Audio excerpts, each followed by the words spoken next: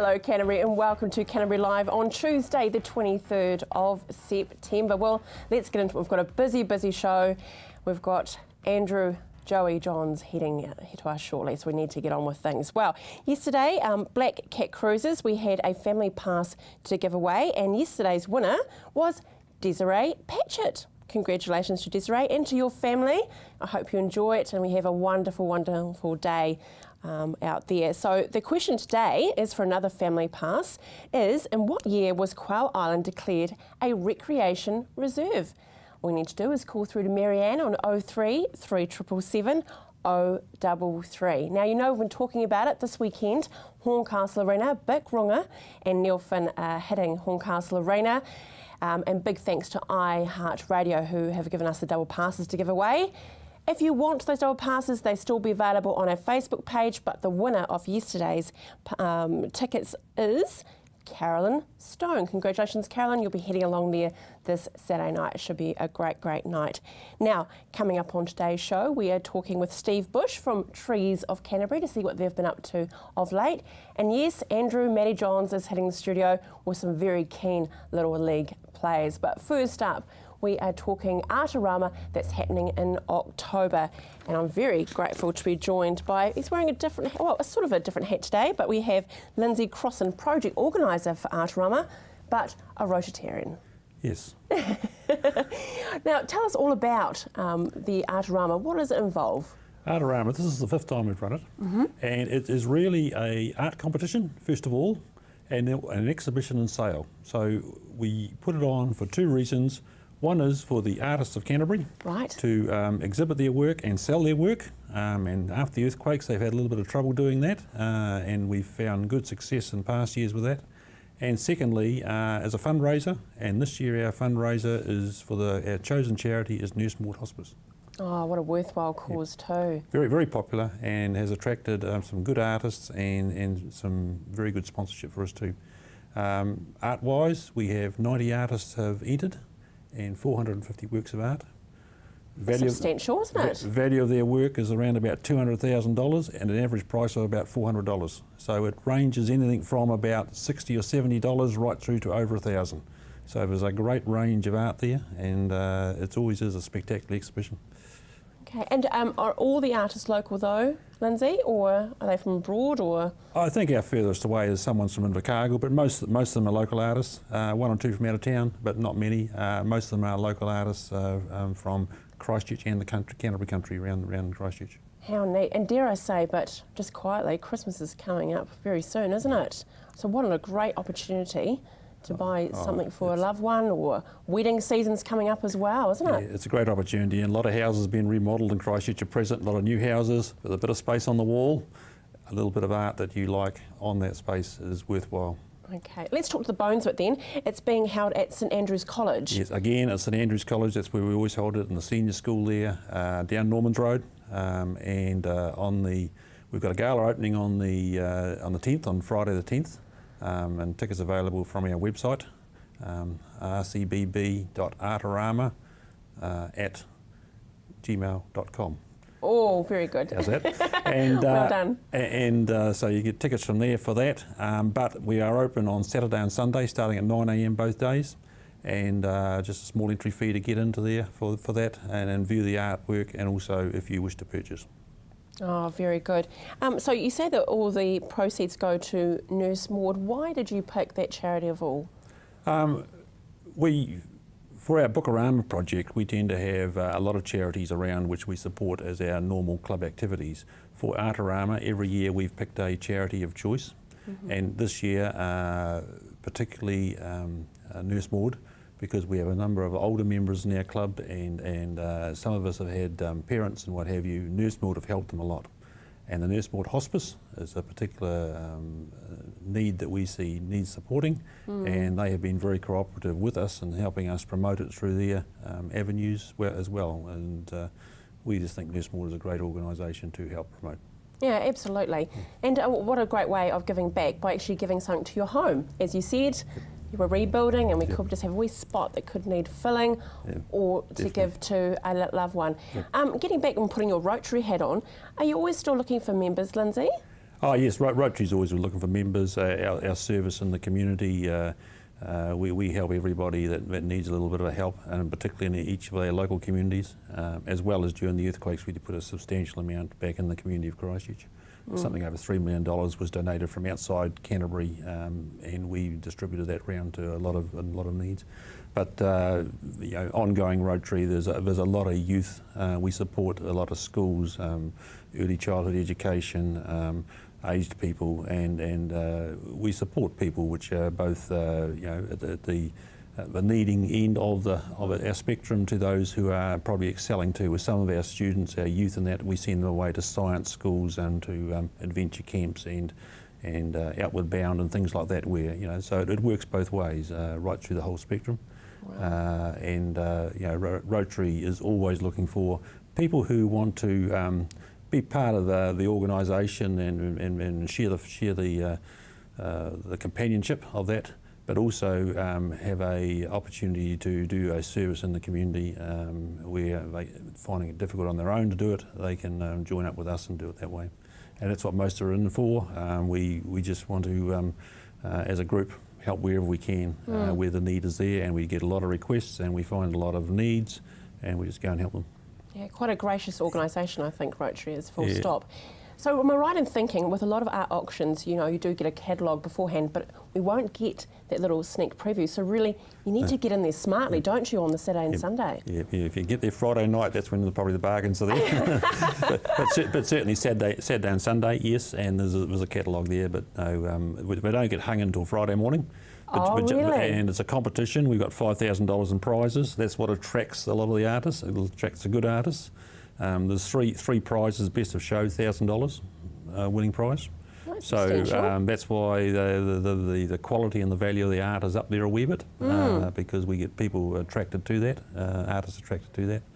And so we've got $5,000 worth of prizes, and it's quite beneficial. So as well as selling their piece of art, they're actually maybe potentially getting a bit of a prize pool as well. How wonderful! It is a competition. It's get recognition as there's 3 best in shows, and they are good. And I've sponsored it before personally myself, and I've got a couple of those hanging on the wall at home, and they're good to look at. Oh, good on you. Hey, Lindsay, thanks for taking the time to come and I wish you all the best for October for the Artarama, and I'm sure it'll be well supported. Yep. Now, stay with us after the break. We're talking trees for Canterbury with Steve. See you soon.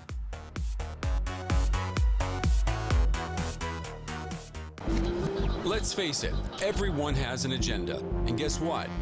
So do I. Every week, I'll pick 3 stories that grab my attention. Agenda with me, Brent Goff.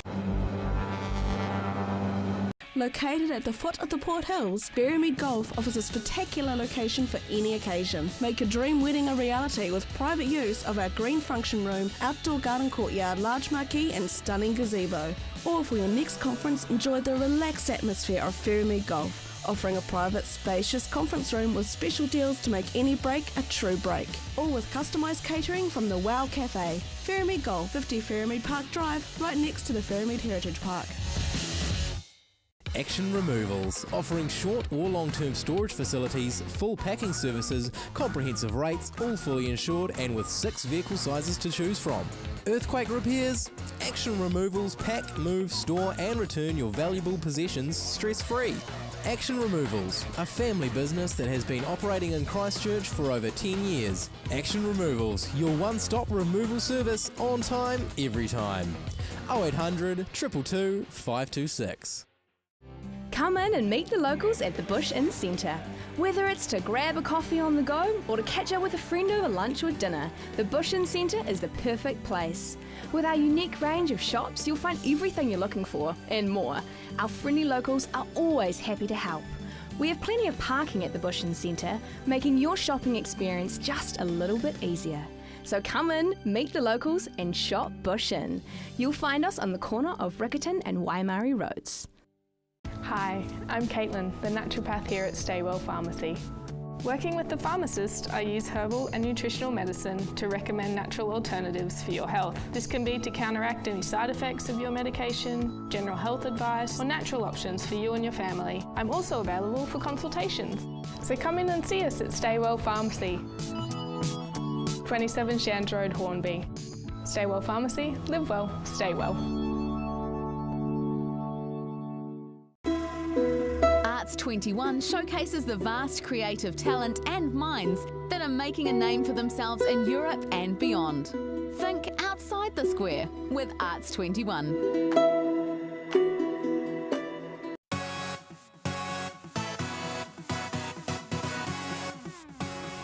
The man seriously couldn't have a better name working for Trees for Canterbury by being Steve Bush, and I'm sure it's not the first time you've heard it, is it, Steve? A few times over the past few years, yeah. G'day here. Now, I hope you weren't planting before that awful weather yesterday. No, yesterday was quite good. We planted on Saturday, and that was fine, although it was meant to be wet. No, but it was good. Okay, and we've got some shrubs here. This is a bit of a tease for us, is it really? These are some of the plants that we're going to be planting this Saturday at Hallswell Quarry. Yes, well tell us about that. This Saturday at the Hallswell Quarry, it is a plant, well, the last planting, isn't it? The last planting we've done, I think it's 13. It'll be our 13th planting this year. And so it's always nice to finish on a nice flat ground without any rocks. And so we're planting some swales around the quarry. And so and we've got some pictures here actually. Steve, can you talk us through? Where's this? That one there was Charlesworth Reserve. Right. And a great day. We had about 80 people show up on that day. 80? 80 That's people. Awesome. And this was last year at Hallswell Quarry. So we're just going to continue along, planting along that swale. And it's just, a swale is just a natural drainage area for the plant, for the water. Good word. So yeah, it's a bit scary sometimes. People always ask me the questions. And that's Otakaikino, which is in behind the groins. That's a feeder river into the groins. And so we've been planting there for 3 years and just blown away by the growth rate on plants. So. And that was our South Shore planting at the South Shore Spit. And so we're trying to re-establish some native plants that were burnt by different fires. Unfortunately, a few people like matches. Oh, yes. So well, like them. we've been out and about so many places this year. It's great. But it's just wonderful to see the different ages, though, Steve. To me, it's important to have the children come along, but it's even better when the parents or the grandparents come along and get involved, because if you only have the children, grandparents don't care. If you only have the grandparents, the children don't care. And what we do isn't for us, it's for our future generations anyway. Yeah, exactly. So even our children's grandchildren are going to gain benefit from this rather than just us. And it sets a wonderful tradition, isn't it, really? It is. My daughter has been planting with us since she was 4. She's 14 now. And so she can go past places and say, look, you know, I've been involved in that, and the plants are 4 or 5 metres tall now. Makes a big difference. It's quite... We're throwing out years now, so let's talk about 25th anniversary next year. Yes, big milestone for us. 25 years for a community group. Started off on the smell of an oily rag, and so 25 years next year. How fantastic. Did you think it would last that long? Well, I came along, for me it's my 24th year, but I came along and I started there on April Fool's Day in 1992 for 6 months. So can't get rid of the place, you know, born to it. That's incredible. Now, you've got a community planting day coming up, though, haven't you? That's right. This Saturday, 27th, at Hallswell Quarry. At 10 o'clock it starts off. Normally takes, you know, an hour and a half to 2 hours. We try not to make them too long, because that way people stay interested. Right, There's barbecue afterwards to neat. thank everyone for being involved, and, you know, have lunch before you go home. But, you know, it's a sort of day, the weather's meant to be really great. Yes. So come along, bring a picnic, bring the family. There's plenty of space out there to kick the ball around. It's a great setting, isn't it? It's really fantastic. So it can be more than just a planting day. Make it a family day. It's great. Exactly. Throwing it out there, but how can we get more green into our family? Into our family, I think it's just a matter of participation, getting involved. You know, we try and get the message across as much as we can, but it really comes down to, don't just talk about it, do it. Because if you talk about it, the plants don't get in the ground, and so you can't do anything about it. So, you know, to me, it really is about hands-on approach. If you come along, you bring somebody else with you, and it starts a snowball effect. And, you know, the planting that we had on Saturday last at Travis Wetland, you know, you had people who'd been there once and they'd brought somebody else along, and so, you know, you had groups of 10 people arriving rather than just 2 or 3 at a time, and that's really important. And also I'm thinking for schools as well, what a wonderful thing to do as far as a school project, a great bookmark at the end of actually, studying, about the environment. Well, we get involved, like on Saturday we had 30 university students doing forestry studies come along. But we try and get involved with as many schools as possible. Like we do community giveaways every March and August to schools. And we had 84 recipients just in our August giveaway. Right. So they got anything from 10 through to 150 plants. Yeah. So they can go and plant them at the school. They don't have to worry about spending money on books. They can spend their money on books absolutely. rather than plants. I know what you're saying. Yep. Exactly. And so, we try and get involved with the schools and hands-on, because once again, if the children are planting around the schools, they have that sense of ownership, so they respect it more. Oh, that you did right, yeah. And it really stops vandalism, because they're not going to run their bikes over plants that they went and planted the day before. That's right. You're actually giving them a bit of heart to put in the ground, aren't you, really? Yeah, and once again, it's hands-on. I remember just a couple of years ago when I was at school, lots of competitions just a couple and things. Of years. Yeah. But I have met boys that have not put their hands in the dirt for any other reason than to pick up a stone and throw it at the passing car. But to watch them dig the hole, sometimes the boys get a bit carried away and pick up a worm and chase each other around. But the girls always seem to finish the job and get the planting done. Yeah, exactly. So maybe women will save the planet after all. But it is really good to get them all involved. And we have tours out to the nursery and have them come along. Yeah. So if we want to organise that, say if we want to instill a bit of that passion into our children, could we just get in contact with Trees for Canterbury? You just contact myself and we can set up a day to come out, whether you want an hour's visit or whether you want to come along and spend 6 hours. And we have a school every Christmas. The last week of school, they come out and spend the day with us. Yeah. And, it's their class 10, they come along and we get them involved and they work and we talk about what we're doing. Excellent. So show them how to make some handmade paper, because we're doing that with our milk carton offcuts as well. Yeah. So. Enviro schools are a wonderful, wonderful thing that's happened here in Canterbury. What do you think about that? Oh, we love them, and we've been in close contact with them this year, and they're helping get our message out to schools that we can help them. But they do so much work, and sometimes not recognised. No. But they are really passionate people.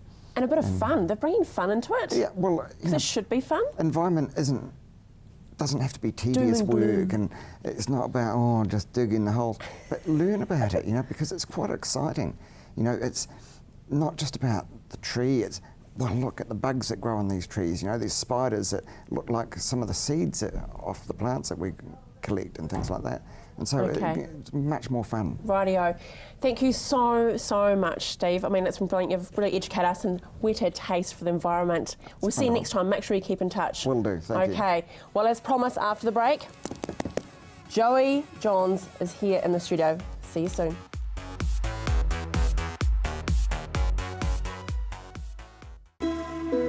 Arts 21 showcases the vast creative talent and minds that are making a name for themselves in Europe and beyond. Think outside the square with Arts 21. My son's helped me greatly with my independence now that I've got more mobility. Mum, I've been looking into stand assist chairs from More Mobility. They recline back with a footrest, then when you want to get out of them, they stand you up. You can even sleep on them. More Mobility can bring one out for a free trial. There's even electric beds too. What do you think?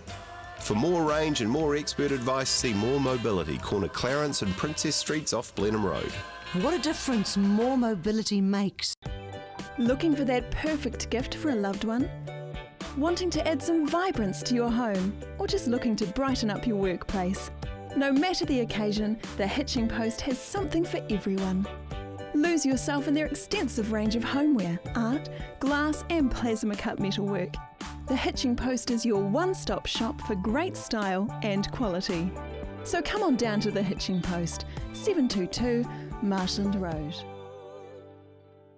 Warm yourself up with a delicious wintry meal at Hinton's Restaurant and Vineyard. Let the flavours of the country linger in your mouth long after your plates and glasses have been cleared. Enjoy an afternoon of comfort and class with great people. Hinton's Restaurant and Vineyard. Your New Home is a new show coming soon to CTV. We follow two families for 12 weeks through their exciting journey building a new house in Christchurch. Your New Home starts September the 2nd at 8 p.m. right here on CTV.